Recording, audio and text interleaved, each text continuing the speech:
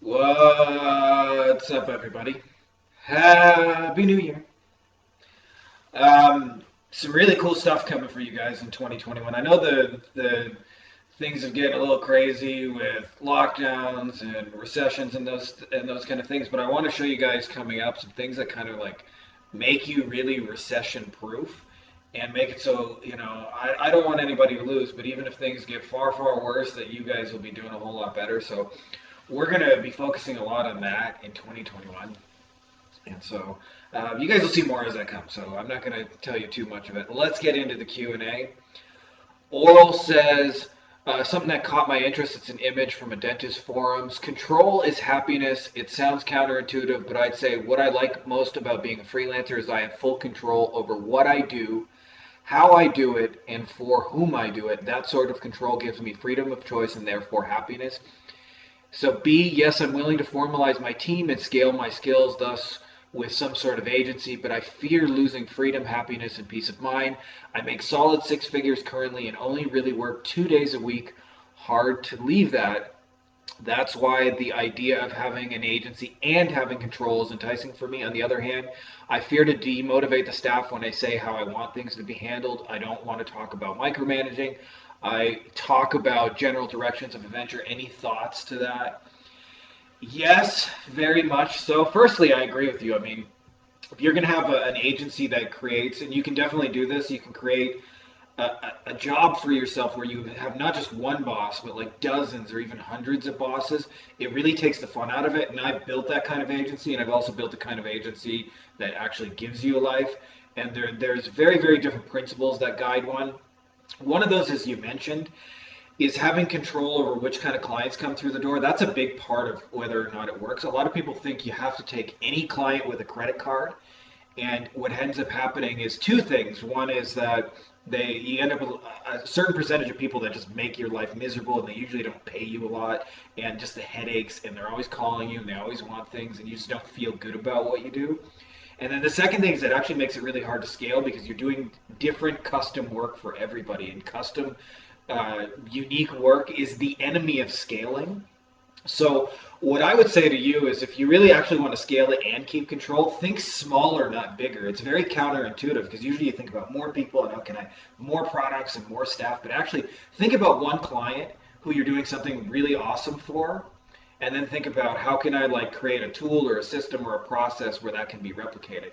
So for example, I'm doing a little bit in my agency right now with and I'm going to share some other cool stuff I'm doing with you guys on that. But I'm doing a little bit right now with just some lawyer stuff because I have so many connections that like referrals and stuff just trickle through, and it just doesn't make sense to turn away the money.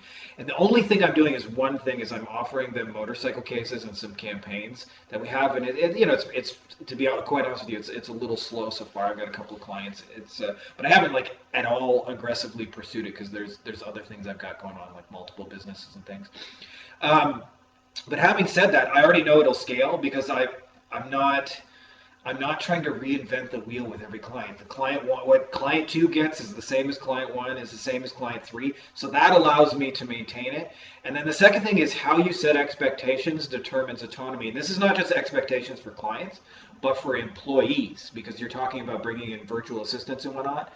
You can say like, this is how I work. I don't want to micromanage you. If you have questions, here are my office hours. So like you set the rules of how this is going to work. And as long as you're clear on what those things are, what will make you happy and what you don't enjoy doing, and you set the frame of all those things in the beginning, you can definitely scale an agency and not have any more work than you do now. In fact, as you scale your agency, if you do it right, it'll actually create less work. Now, depending on how aggressively you scale, it can be very stressful because if you go from like 0 to like 20 or 30, 40 or 50 clients at once, you will have like delivery problems, and delivery problems can be really stressful where you made all these promises and people are asking for things from you and you're trying to work all hours to catch up it. But if you kind of do it like a little more moderate scaling process, what you'll find is it'll grow and it won't cause you the same near level of headache. So it all just depends on what you want. But I think one of the things people get caught up in is like the seven-figure agency and trying to be someone else's business. Be clear about what you want. It's your fucking life. So I'm with you. on all those things. So there's a couple of thoughts. I don't know if that's super helpful or not, but that's how I kind of look at it. You can definitely have a bigger agency monetarily without giving up all the things you're worried about giving up.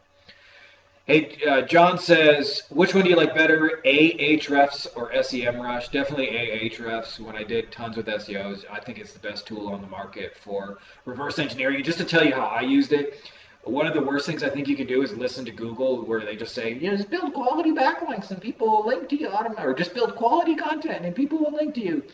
That's nonsense. SEO is a very intentional process. If you want to rank, you go get links. You don't wait for people to find them.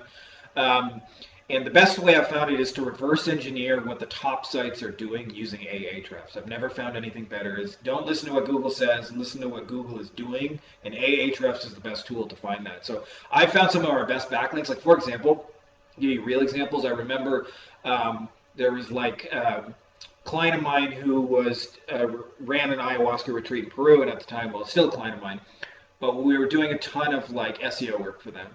And I remember I looked at other SEO or other um, retreats and looked at where they were getting links, and I found people from like New York Times and like very like mainstream media, and I reached out to the same author who's wrote an article and said, hey, you wrote an article about these guys, would you want to write an article about us? Here's an idea. And that's how I got our best backlinks, was just reverse engineering what was working. um, Patrick, who started their agency because they actually have a mission and don't just want money?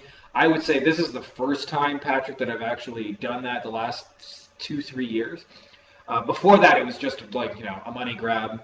And what ends up happening is when you do that, you can create all kinds of like issues. You can actually build your own prison with it very, very easily. An agency is the easiest business model to build a prison, because if you end up like taking every client who has a credit card, what ends up happening is you just have too many things to do in a day and all these bosses you got to report to, and then it defeats the thing. So actually, I think having a real mission behind your agency will both make you more money and make it scale and get you the clarity of what it's about. Vincent, are you using CallRail to monitor your clients if they're actually picking up the phone? Vincent, there's other alternatives to CallRail, by the way. There's like hundreds and hundreds of them, so don't get hung up in thinking you have to use CallRail. But if you're doing basic lead generation, I would say this is a must. It is a must because your clients, you will hear this from local businesses, this statement where they say, if I want the business, I get 100% of the people I'm interested. Local businesses always say that. And in my experience, it's almost never true. They're really shit at answering the phone. If they even answer it at all, they do a piss poor job. And so if you think your job is just limited to generating them leads from the internet and not having to help them close on the phone, you're going to make far, far less money because they won't know what to do with your leads. So the more you can help them, even just like with things like, one of the things I've seen a lot of good agencies do is they add a like an email follow-up sequence. So if somebody calls on the phone and they're not ready today for any reason, they say, hey, can we send you an ebook about, if it's a dentist, whatever, like teeth cleaning, teeth whitening, and then what ends up happening is they can follow up with them and convert some of those leads. So it's very, very important that you want to have that in place, because you want to show them firstly how they're actually doing with their leads and actually score them and rate them, and then help them to actually do a good job of that, or they won't stay your client for very long, in my experience. Peter, do you take full ownership of your client's landing page builder, or create it and or they create it and give you access?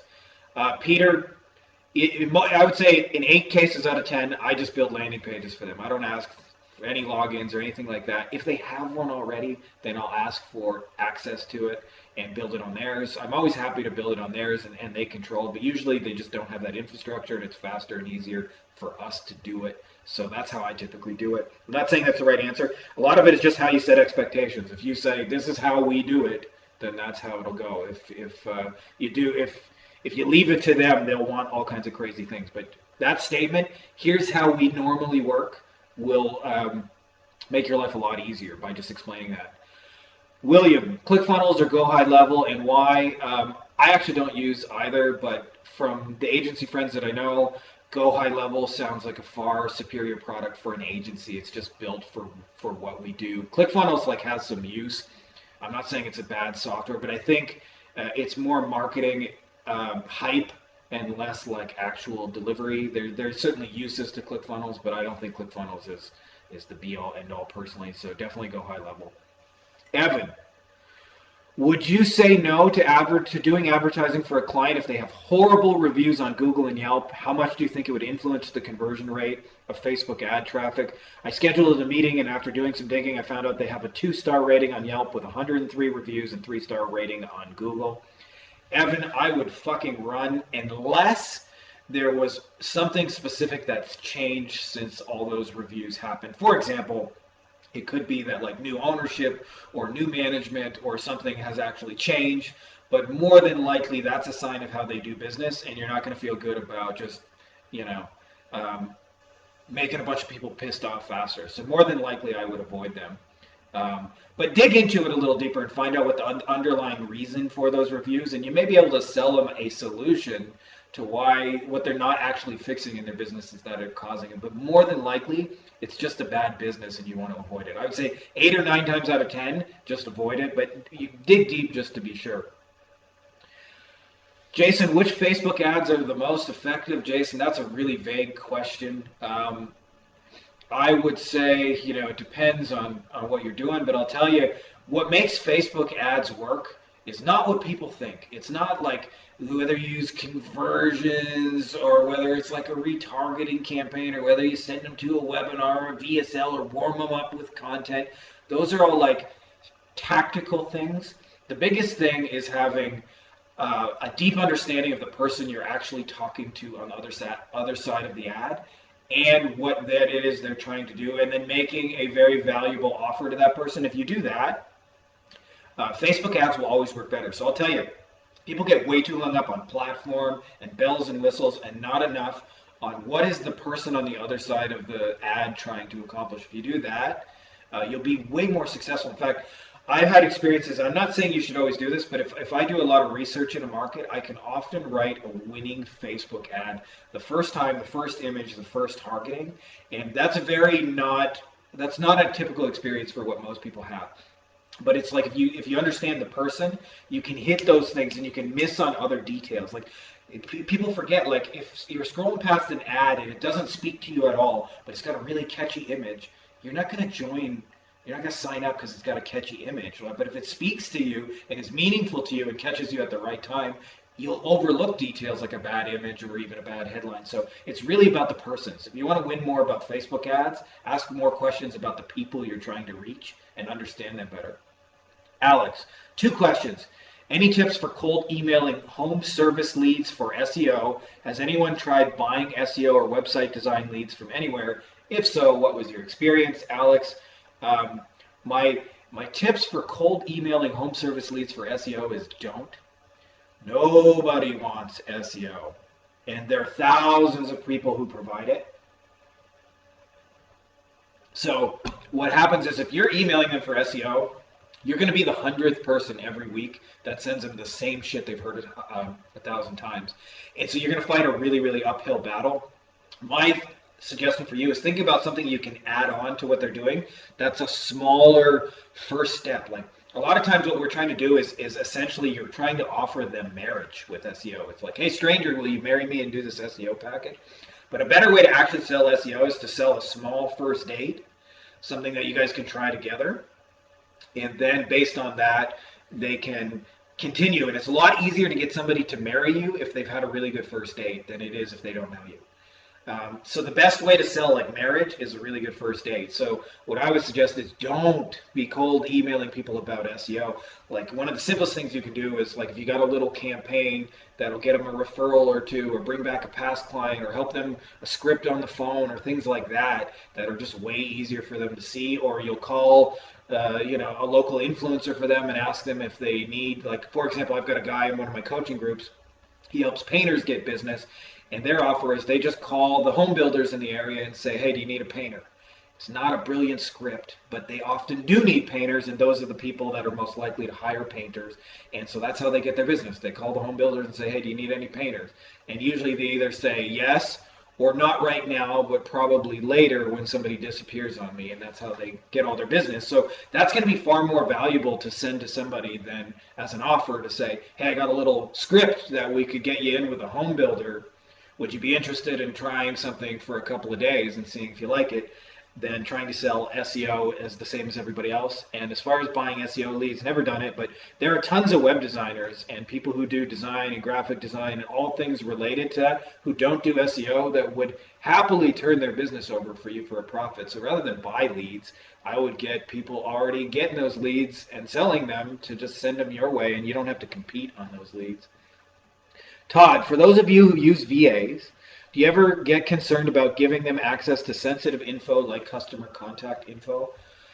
Not really, Todd. I think it's a really good thing to give people trust. The best way I found to give them trust is just like in the last example, give your VAs small tasks in the beginnings to prove themselves to you, to earn your trust, and then by the time you have to give them sensitive info, usually they'll have earned that trust where you don't have to worry about it. But in my experience, I've never had anybody like steal that info or do anything negative with it. I've had people that were bad workers.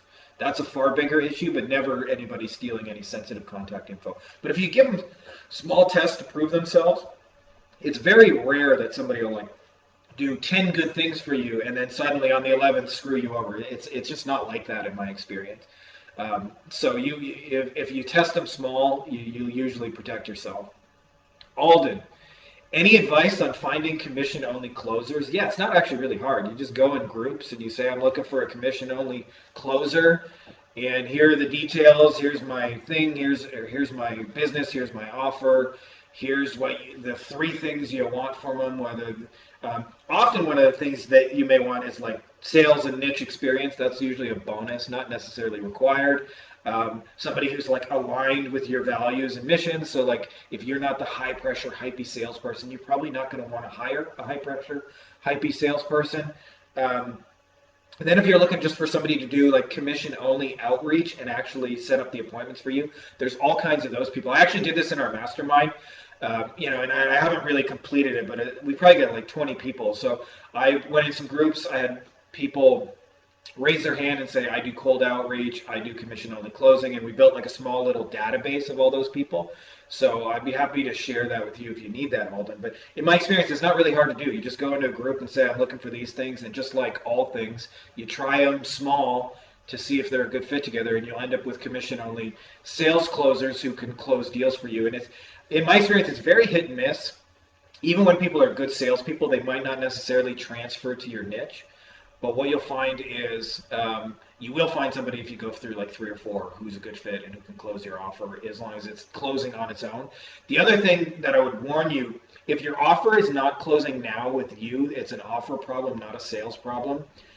And what often people will try and do is bring in a salesperson before their offer is working, and then the salesperson just has the same fate that you do. They just talk to a lot of people and get no's. So make sure your stuff is closing before you bring in a salesperson, because otherwise you're gonna make life really hard for them. So that's all I got for you guys this week. Some really cool stuff coming for you guys in 2021 about really kind of like how to win when everybody else is losing. I wish I knew this stuff in 2008. 2008 was a really hard period for me in my agency. I was sleeping on my girlfriend's couch. Um, every day they were saying, go get a job, even though there were no jobs that I could find anyway. And we have the capacity to buck those trends and go the other direction, really by knowing how to make offers that work in any climate. So we're going to be doing more with that, and I want to see you guys like really, really win big in your agency. So that's all I got for you guys this week, and I'll be putting the replay on YouTube. May the force be with you.